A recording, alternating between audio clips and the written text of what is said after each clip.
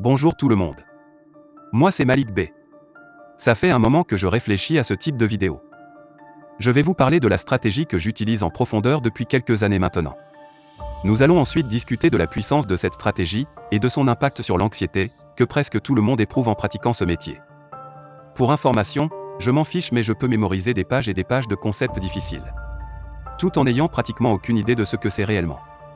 Mais quand je veux réellement comprendre quelque chose, le processus est beaucoup plus exigeant. Rappelez-vous que la connaissance et la compréhension sont deux choses distinctes. Je peux vous dire que E est égal à MC au carré. Mais qu'est-ce que ça veut dire? Je peux même vous dire à quoi correspond chaque lettre, je n'en serai pas plus avancé, car je ne comprends toujours pas vraiment.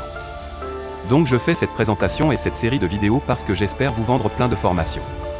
Non, plus sérieusement j'espère que je peux vous aider non pas à connaître les lois de l'offre et de la demande, mais à en comprendre totalement et en profondeur les mécanismes.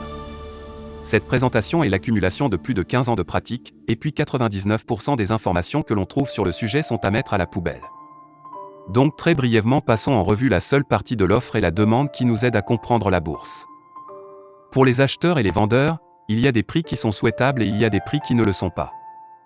Il n'y a aucune raison de rendre les choses plus compliquées que ça. J'arrête d'acheter des pommes quand ça coûte 5 $ le kilo et je recommence à en acheter quand ça descend à 3 $. Lorsque le prix devient trop élevé, les grands institutionnels qui font réellement bouger le marché commencent à vendre et quand il devient bas, ils rachètent. Les gens qui ont assez d'argent pour faire bouger le marché ne regardent pas les graphiques de 20 secondes ou d'une minute. Ils regardent les unités de temps plus grandes et attendent patiemment pour faire de bonnes affaires. Rappelez-vous la loi de l'offre, plus le prix de quelque chose est élevé, plus les vendeurs le vendront, les smart monnaies n'achètent pas d'énormes positions à un niveau record. Cela va de soi. Pourquoi le faire, quand ils pourraient attendre simplement une semaine et acheter à un bien meilleur prix? Rappelez-vous que lorsque la demande dépasse l'offre, le prix augmente. Lorsque l'offre dépasse la demande, le prix diminue.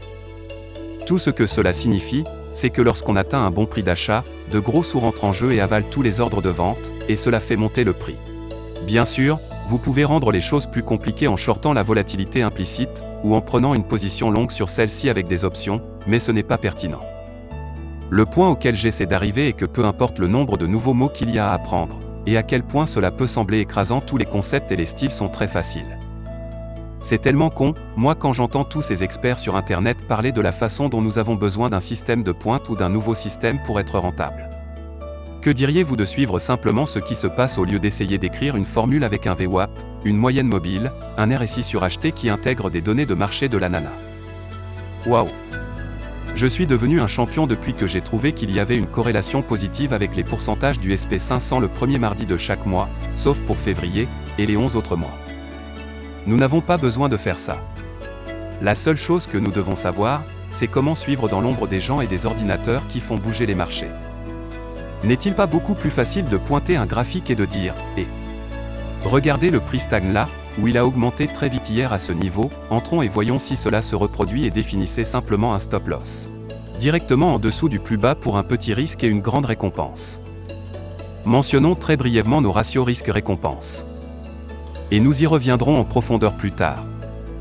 Vous perdez 1 point ou gagnez 3 points pour les contrats à terme pour du SP500, cela signifie que vous risquez 50 $ pour gagner 150 $, car un point à 4 ticks et chaque tick est de 12,50 $, cela signifie également qu'il faudrait 3 pertes pour anéantir les bénéfices d'une bonne opération.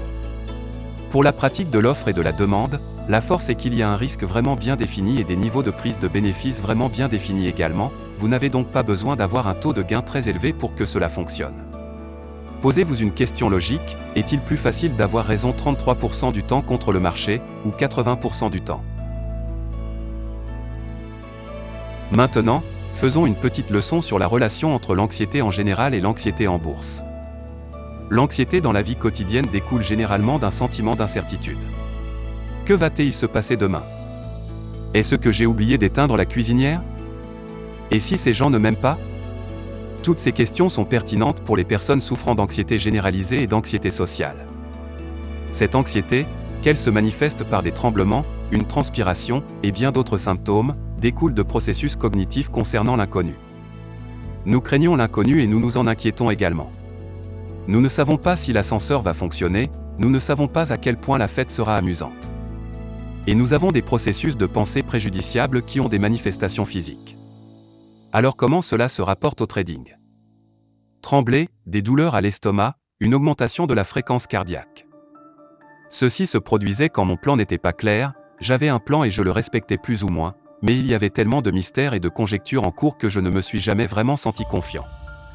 Maintenant que je maîtrise le déséquilibre de l'offre et de la demande, je ne ressens plus aucune anxiété, ces configurations ont un risque clair et une récompense claire, un stop-loss et un niveau de prise de profit défini. L'anxiété à propos du trading implique un manque de confiance. Si nous pouvons supprimer autant de variables que possible lorsque nous prenons une configuration, nous pouvons réduire cette anxiété. La solution pour réduire l'anxiété du trading est de trouver une stratégie dans laquelle vous vous sentez confiant. Et utilisez ensuite l'ordinateur pour exécuter autant que possible l'ensemble de votre plan en supprimant l'erreur humaine et les émotions. Si un trade fonctionne, ce n'est pas parce que votre analyse est bonne, c'est juste que vous avez eu la chance de tomber sur le bon côté de la pièce que vous avez lancée.